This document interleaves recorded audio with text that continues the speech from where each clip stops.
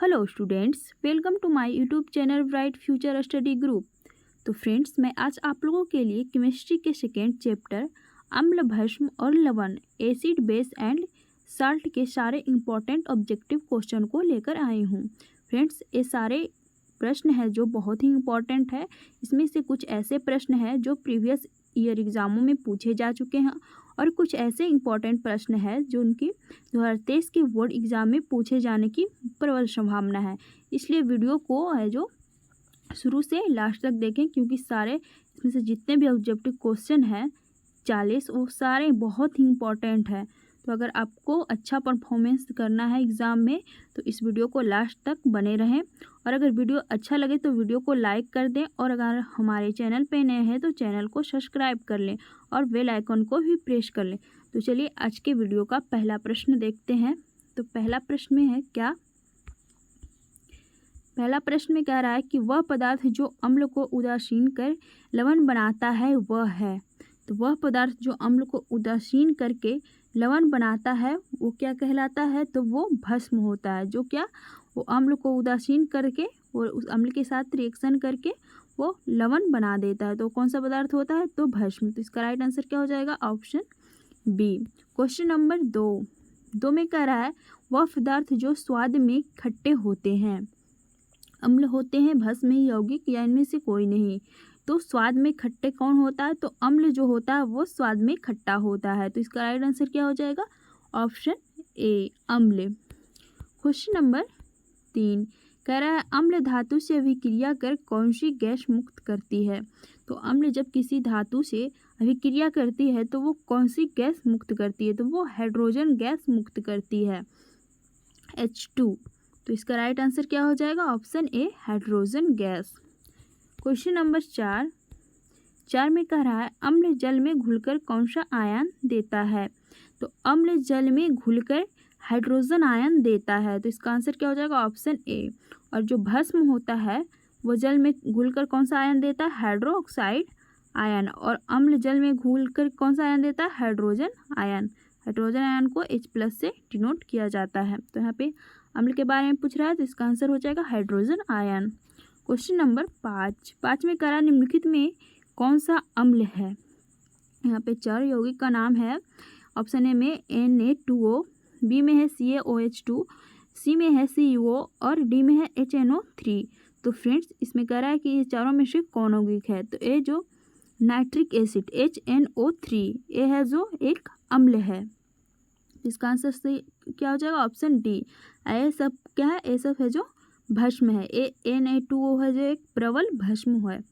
NO3 nitrogen sodium oxide है जो एक प्रबल भस्म है। तो इसमें से अम्ल कौन है? तो नाइट्रिक एसिड HNO3। अगला क्वेश्चन को देखते हैं। क्वेश्चन नंबर 6 कह निम्नलिखित में कौन एक भस्म नहीं है? देखिए कौन एक भस्म नहीं है? KOH, तो ये तो भस्म है। ZNO, ये भी भस्म है। NaCl देखिए भस्म नहीं है, ये ना एसिड है और ना ये भस्म है। ये क्या है? तो साल्ट है, साल्ट यानी कि लवण है। तो इसका आंसर क्या हो जाएगा? Option C, NaCl। ये LOH3, ये भी है जो क्या है? भस्म है। इसका आंसर क्या हो जाएगा? Option C. अगला क्वेश्चन को देखते हैं। क्वेश्चन नंबर 7 में कह रहा है कि निम्नलिखित में कौन लवण है? लवण ऑप्शन ए में कह रहा है कि HCl, नहीं, HCl तो ये क्या है? एसिड। KCl देखिए एक KCl है, वो ये एक लवण है। जैसे कि NaCl लवण था, NaCl सोडियम क्लोराइड, तो यहाँ पे KCl पोटेशियम क्लोराइड है। तो ये भी है जो एक लवण है, साल्ट है। इसका लवण ही पूछ रहा है तो इसका आंसर क्या हो जाएगा? Option B. क्वेश्चन नंबर 8 में कह रहा है जल में घुलनशील भस्म क्या कहलाते हैं? जो भस्म जल में घुल जाते हैं वो क्या कहलाते हैं? तो जो भस्म जल में घुल जाते हैं वो क्षार कहलाते हैं। तो इसका आंसर क्या हो जाएगा? Option B. क्वेश्चन नंबर 9 में कह रहा है कुछ ऐसे पदार्थ जिनकी गंध अम्लीय या क्षारीय माध्यम में बदल जाती है उन्हें कहते हैं। ऑप्शन ए में कह रहा है कि उदासीन, रंगीय सूचक, गंधीय सूचक या इनमें से कोई नहीं। तो ऐसे पदार्थ जिनकी जो गंध होती है वो अम्ल या क्षार में जाने पे बदल जाती है उसको क्या कहते हैं? सूचक कहते हैं। कैसा सूचक? गंधीय सूचक, क्योंकि उसका गंध बदलता है तो वो गंधीय सूचक हो गया। तो इसका आंसर क्या हो जाएगा? ऑप्शन सी, गंधीय सूचक। क्वेश्चन नंबर 10 में कह रहा है लिटमस कहाँ से प्राप्त होता है? ऑप्शन ए में लाइकेन से, लाल पत्ता गोभी से, सी में हल्दी से और डी में कहता है कि पेटूनिया फूल से। तो लाइकेन जो होता है, सॉरी, लिटमस जो होता है वो कहाँ से प्राप्त होता है? लिटमस क्या है? तो वो अम्ल और क्षार का पता बताता है कि कौन अम्ल है कौन क्षार है। तो ये लिटमस है जो लाइकेन से प्राप्त होता है। तो इसका राइट आंसर क्या हो जाएगा? Option A, lichen. Question number 11, सभी अम्लों में पाया जाता है। सभी अम्ल में क्या पाया जाता है? यहाँ पे चार ऑप्शन क्या है कि सभी अम्ल में कैल्शियम पाया जाता है, ऑक्सीजन पाया जाता है, नाइट्रोजन पाया जाता है या हाइड्रोजन पाया जाता है। तो फ्रेंड्स, जितने भी अम्ल होते हैं उसमें हाइड्रोजन पाया जाता है। तो यहाँ पे इसका आंसर क्या हो जाएगा? हाइड्रोजन। तो ऑप्शन डी इसका राइट आंसर हो जाएगा। क्वेश्चन नंबर 12 में कह रहा है विद्युत अपघटन में इलेक्ट्रॉन कहाँ मुक्त होता है? तो विद्युत अपघटन में इलेक्ट्रॉन एनोड पर मुक्त होता है। तो इसका आंसर क्या हो जाएगा? ऑप्शन बी, एनोड पर। क्वेश्चन नंबर 13 में कह रहा है अमोनियम क्लोराइड का जलीय विलयन कैसा होता है? तो अमोनियम क्लोराइड का जलीय विलयन होता है जो अम्लीय होता है। तो इसका आंसर क्या हो जाएगा? ऑप्शन ए, अम्लीय। क्वेश्चन नंबर 14 को देखते हैं। 14 में कह रहा है किसी विलयन का पीएच मान 5 है तो विलयन होगा। कोई विलयन है जिसका पीएच मान 5 है तो वो विलयन कैसा होगा? अम्लीय होगा, क्षारीय होगा या उदासीन होगा? तो फ्रेंड्स, एक पीएच स्केल होता है जिसमें 0 से लेकर 14 तक रहता है। तो जिसका पीएच मान 7 रहता है, एग्जैक्टली 7 जब रहता है जिसका पीएच मान, वो कैसा होता है? उदासीन होता है। बाकी जब 7 से कम रहेगा, 0 और 7 के बीच में रहता है, वो होता है अम्लीय। अम्लीय होता है यानी कि एसिड। और जिसका जो पीएच मान रहता है 7 से अधिक, 7.1 से लेकर 14 तक रहता है, वो कैसा होता है? तो क्षारीय होता है। तो यहाँ पे क्या कह रहा है कि किसी विलयन का पीएच मान 5 है तो 0 से 7 के बीच में है तो इसका क्या हो जाएगा? एक विलयन कैसा हो जाएगा? अम्लीय। अब फ्रेंड्स, आप लोग ध्यान में रखिएगा कि 0 से 7 के बीच यानी कि 6.9 तक, इतना तक पीएच मान इसका रहेगा वो अम्लीय होगा। बाकी जैसे ही 7 होगा तो वो कैसा हो जाएगा? तो वो उदासीन हो जाएगा, ना अम्लीय रहेगा और ना ही क्षारीय रहेगा। तो यहाँ पे पीएच मान 5 दिया हुआ है तो विलयन अम्लीय होगा। क्वेश्चन नंबर 14 तो मैं देख चुकी हूँ। 15 में कह रहा है मुंह का पीएच मान कितना होने पर दांतों का क्षय प्रारंभ हो जाता है? यानी कि हमारे मुंह का पीएच मान कितना होगा कि कितना हो जाता है तब दांत है जो क्षय यानी कि दांत खराब होने लगते हैं। तो मुंह का जब पीएच मान 5.5 से कम हो जाता है तो दांतों का क्षय होना प्रारंभ हो जाता है। तो इसका आंसर क्या हो जाएगा? ऑप्शन सी, 5.5 से कम होने पर दांतों का क्षय प्रारंभ हो जाता है। क्वेश्चन नंबर 16 में कह रहा है धात्विक ऑक्साइड को कहते हैं। धात्विक ऑक्साइड को अम्लीय ऑक्साइड कहते हैं, क्षारीय ऑक्साइड या एम्फोटेरिक ऑक्साइड कहते हैं। तो धातु के जो ऑक्साइड होते हैं वो क्षारीय होते हैं, इसलिए धात्विक ऑक्साइड क्या कहलाते हैं? क्षारीय ऑक्साइड कहलाते हैं। तो इसका आंसर क्या हो जाएगा? ऑप्शन बी, क्षारीय ऑक्साइड। क्वेश्चन नंबर 17, निम्नलिखित में कौन प्रबल अम्ल है? यहाँ पे 4 ऑप्शन दिया हुआ है। इसमें कह रहा है कि कौन है जो प्रबल अम्ल है। तो देखिए, इसमें से सबसे जो प्रबल शक्तिशाली यानी कि हाइड्रोजन की सांद्रता सबसे अधिक किसकी होती है? तो HCl है जो ये चारों में से सबसे प्रबल अम्ल है। तो इसका राइट आंसर क्या हो जाएगा? Option D, HCl। Question number 18 कह रहा है कि नीला थोथा तुतिया का रासायनिक सूत्र क्या होता है? तो नीला थोथा या जिसको तुतिया कहा जाता है उसका जो रासायनिक सूत्र होता है वो CuSO4 × 5H2O होता है। तो कौन सा ऑप्शन में है CuSO4 × 5H2O? ऑप्शन बी में। तो इसलिए इसका आंसर क्या हो जाएगा? Option B. क्वेश्चन नंबर 19 कह रहा है उदासीन विलयन का पीएच मान होता है। तो फ्रेंड्स, मैं अभी लोगों को बताई हूँ कि उदासीन विलयन जिसका पीएच मान 7 रहता है वो कैसा विलयन होता है? उदासीन। और 7 से जब कम रहेगा, 7 से 6.9 तक रहेगा तो वो कैसा होगा? अम्लीय। और 7 से जैसे ही बढ़ेगा वो कैसा हो जाएगा उसका? तो वो क्षारीय हो जाएगा। तो यहाँ कह रहा है उदासीन विलयन का पीएच मान कितना होता है? तो 7। गलती से 0 मत मारिएगा क्योंकि ये 0 इसका उदासीन विलयन का पीएच मान 0 नहीं होता। उदासीन विलयन का पीएच मान कितना होता है? 7 होता है। तो इसका आंसर क्या हो जाएगा? ऑप्शन। क्वेश्चन नंबर 20 में कह रहा है एक विलयन लाल लिटमस को नीला कर देता है, उसका पीएच मान कितना होगा? तो फ्रेंड्स, अम्ल जो होता है वो नीला लिटमस को लाल कर देता है और क्षार या भस्म जो होता है वो लाल लिटमस को नीला कर देता है। तो यहाँ क्या कर रहा है कि वो एक विलयन है जो लाल लिटमस को नीला कर दे रहा है तो वो क्या होगा? वो क्षार होगा। तो उसका पूछ रहा है पीएच मान। तो क्षार का पीएच मान कितना होता है, तो 7 से अधिक। यहाँ पे 7 से अधिक कौन है, तो 10 है। तो इसका आंसर क्या हो जाएगा, ऑप्शन डी। यानी कि ये जो 1 विलयन है जो लाल को लिटमस को नीला कर देता है, उसका पीएच मान कितना होगा, 10, क्योंकि लाल को जो नीला कर देता है वो होता है क्षार, और क्षार का पीएच मान 7 से अधिक होता है। तो 7 से अधिक के चारों ऑप्शन में से 10 ही है, इसलिए इसका राइट आंसर हो जाएगा ऑप्शन डी 10। क्वेश्चन नंबर 21 कह रहा है ऑक्जेलिक अम्ल का प्राकृतिक स्रोत क्या है।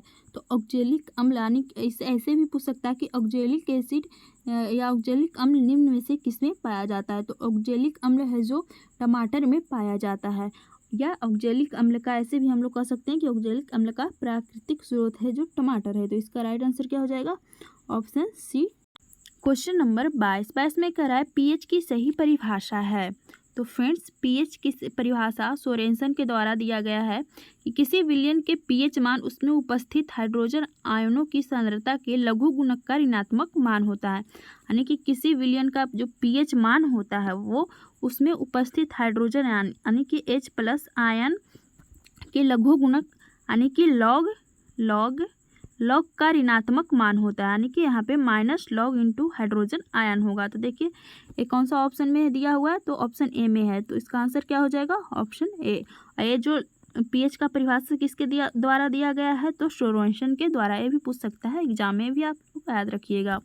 अब अगला क्वेश्चन को देखते हैं, क्वेश्चन नंबर 23 में कह रहा है जब किसी विलयन का पीएच मान घटता है तब विलयन में हाइड्रोजन आयन की सांद्रता ऑप्शन ए में कह रहा है कि घटती है, बी में बढ़ती है, सी में स्थिर रहती है, और डी में कह रहा है कि तेजी से बढ़ती है। तो फ्रेंड्स जब किसी विलयन में विलयन का पीएच मान जो घटता है, यानी कि पीएच मान कितना के बीच होता है, 0 से 14 के बीच। तो जब किसी विलयन का पीएच मान घटता है तो उसमें हाइड्रोजन आयन की जो सांद्रता बढ़ती है। हाइड्रोजन आयन की सांद्रता बढ़ना मतलब अधिक अम्लीयता होना।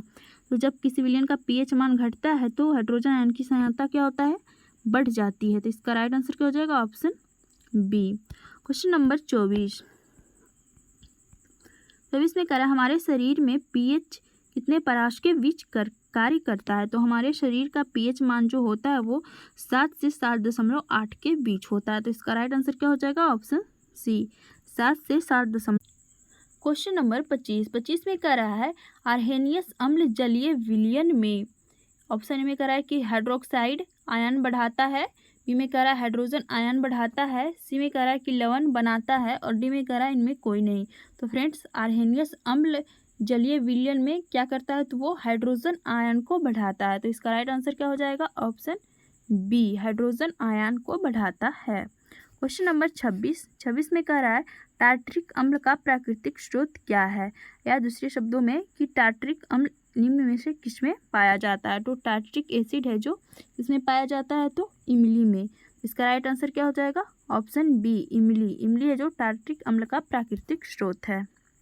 क्वेश्चन नंबर 27 में करा निम्नलिखित में कौन अम्लीय विलयन का पीएच मान है। यहाँ पे 4 ऑप्शन है, ऑप्शन ए में 5, बी में 7, सी में 8 और डी में 14। तो फ्रेंड्स हम लोग जानते हैं कि जो 7 से कम रहता है वो अम्लीय और 7 से अधिक क्षारीय, और जो 7 है जो वो उदासीन होता है। तो यहाँ पे पूछ रहा है कि निम्नलिखित में कौन विलयन अम्लीय विलयन का पीएच मान है, निम्नलिखित में कौन है जो अम्लीय विलयन का पीएच मान है। तो इसका राइट आंसर क्या हो जाएगा, ऑप्शन ए 5 है जो अम्लीय विलयन का पीएच मान है। क्वेश्चन नंबर 28 में कह रहा है तनु HCl से विद्युत धारा प्रवाहित करने पर कौन सा आयन मुक्त होता है। जब हम तनु हाइड्रोक्लोरिक के एसिड में विद्युत धारा प्रवाहित करेंगे तो कौन सा आयन मुक्त होगा। तो फ्रेंड्स इसका आंसर आप लोग कमेंट बॉक्स में हमें कमेंट करके बताइएगा। तो चलिए क्वेश्चन नंबर 29 को देखते हैं। 29 में कह रहा है कि कार्बन डाइऑक्साइड जल से अभिक्रिया कर क्या बनाता है। तो कार्बन डाइऑक्साइड जल से अभिक्रिया कर कार्बोनिक एसिड बनाता है। इसका आंसर क्या हो जाएगा, ऑप्शन बी, कार्बोनिक अम्ल। यहाँ पे कार्बोनिक और कार्बोलिक दोनों में थोड़ा सा का फर्क है, आप लोग अच्छे से पढ़कर अच्छे से टिक मारिएगा कि कहीं कार्बोनिक की जगह कार्बोलिक को मत मार दीजिएगा। कौन सा वो क्या बनाता है, कार्बन डाइऑक्साइड जल से अभिक्रिया कर कार्बोनिक एसिड। तो ऑप्शन बी इसका राइट आंसर हो जाए कार्बोनिक एसिड।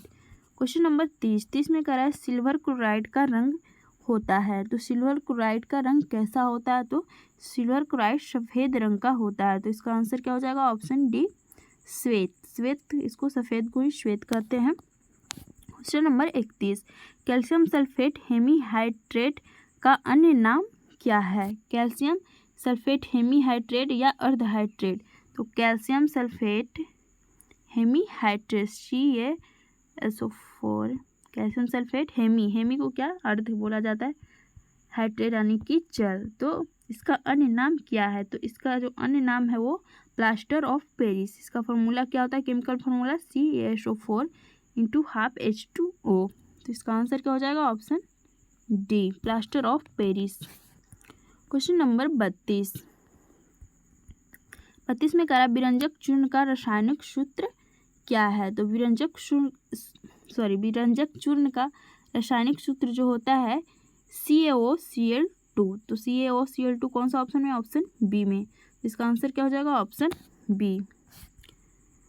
क्वेश्चन नंबर 33 में कह रहा है जल की अस्थायी कठोरता को हटाने के लिए किसका उपयोग किया जाता है? तो जल की अस्थायी कठोरता को हटाने के लिए धोने का सोडा का उपयोग किया जाता है। तो इसका आंसर क्या हो जाएगा, ऑप्शन सी, धोने का सोडा। क्वेश्चन नंबर 34, निम्नलिखित में से किसका उपयोग अग्निशामक यंत्रों में किया जाता है? तो अग्निशामक यंत्रों में किसका उपयोग किया जाता है? तो बेकिंग सोडा का उपयोग अग्निशामक यंत्रों में किया जाता है। बेकिंग सोडा का रासायनिक सूत्र क्या होता है, NaSCO3। तो NaSCO3 कौन सा ऑप्शन में? ऑप्शन सी में। तो इसका राइट आंसर क्या हो जाएगा, ऑप्शन सी, NaSCO3 का उपयोग अग्निशामक यंत्रों में किया जाता है। क्वेश्चन नंबर 35 में निम्नलिखित में से किसका pH निम्न होगा? यानी कि ये चारों ऑप्शन है और ये चारों में से किसका pH मान है जो कम होगा, यानी कि जो होगा वो अधिक अम्लीय होगा। खून तो क्षारीय होता है, तो इसमें खून, दूध, लार और अमाशय रस, तो अमाशय रस जो होता है वो सबसे ज़्यादा अम्लीय होता है, तो इसलिए इसका pH मान न्यून होगा। तो इसका आंसर क्या हो जाएगा, ऑप्शन डी, अमाशय रस। क्वेश्चन नंबर 36 में कह रहा है बैटरी में कौन सा अम्ल होता है? जो हमारे घरों में बैटरी होती है उसमें कौन सा अम्ल भरा रहता है? तो उसमें सल्फ्यूरिक एसिड भरा रहता है, H2SO4, और कैसा, सांद्र सल्फ्यूरिक एसिड। तो इसका आंसर क्या हो जाएगा, ऑप्शन सी, सांद्र H2SO4 को ही सल्फ्यूरिक एसिड कहा जाता है। क्वेश्चन नंबर 37 में कह रहा है बेकिंग पाउडर है, बेकिंग पाउडर एक तत्व है, यौगिक है, मिश्रण है या मिश्र धातु है? तो बेकिंग पाउडर है जो क्या है, एक मिश्रण है। बेकिंग पाउडर क्या है, एक मिश्रण। किसका मिश्रण? तो खाने का सोडा और टार्ट्रिक अम्ल का मिश्रण है बेकिंग पाउडर। क्वेश्चन नंबर 38, उच्च वर्षीय अम्लों के सोडियम लवण कहलाते हैं। उच्च वर्षीय अम्लों के सोडियम लवण क्या कहलाते हैं, साबुन कहलाते हैं। तो इसका आंसर क्या हो जाएगा, ऑप्शन बी, साबुन। क्वेश्चन नंबर 39, टूथपेस्ट कैसा होता है? टूथपेस्ट अम्लीय होता है, क्षारीय होता है, उदासीन होता है, या इनमें से कोई भी हो सकता है, अम्लीय, क्षारीय, उदासीन तीनों हो सकता है। तो हमारा जो टूथपेस्ट होता है वो कैसा होता है, तो क्षारीय होता है। क्षारीय होने के कारण ही हमारे दांतों की अम्लता को वो दूर कर पाता है। तो इसका आंसर क्या हो जाएगा, ऑप्शन। क्वेश्चन नंबर 40 कह रहा है शुष्क बुझा हुआ चूना क्लोरीन गैस से क्रिया करके कौन सा पदार्थ बनाता है? तो शुष्क बुझा हुआ चूना क्लोरीन गैस से क्रिया करके विरंजक चूर्ण बनाता है। तो इसका आंसर क्या हो जाएगा, ऑप्शन बी, विरंजक चूर्ण। तो फ्रेंड्स ये था आज के लास्ट प्रश्न। फ्रेंड्स मैं जितने भी इसमें से ऑब्जेक्टिव क्वेश्चन करवाई हूँ वो सारे बहुत ही इंपॉर्टेंट है, तो मैं आशा करती हूँ कि आप लोग अच्छे से ध्यान देकर ये वीडियो देखेंगे और क्वेश्चन को जो 40 क्वेश्चन में कम से कम आप लोग 30 क्वेश्चन को तो ज़रूर याद कर ही लिए होंगे। अगर आप लोग अच्छे से देखेंगे तभी आप लोग अच्छे अपने बोर्ड एग्ज़ाम में अच्छा परफॉर्मेंस कर पाएंगे। तो फ्रेंड्स जो भी विद्यार्थी मेरे चैनल पे नए हैं मेरे चैनल को सब्सक्राइब कर लें और वीडियो अच्छा लगे तो वीडियो को लाइक तो अवश्य करें और साथ ही साथ बेल आइकन को भी प्रेस कर लें, जिससे मैं जो भी नए वीडियो डालूंगी उसका इन्फॉर्मेशन नोटिफिकेशन आपको मिलता रहेगा।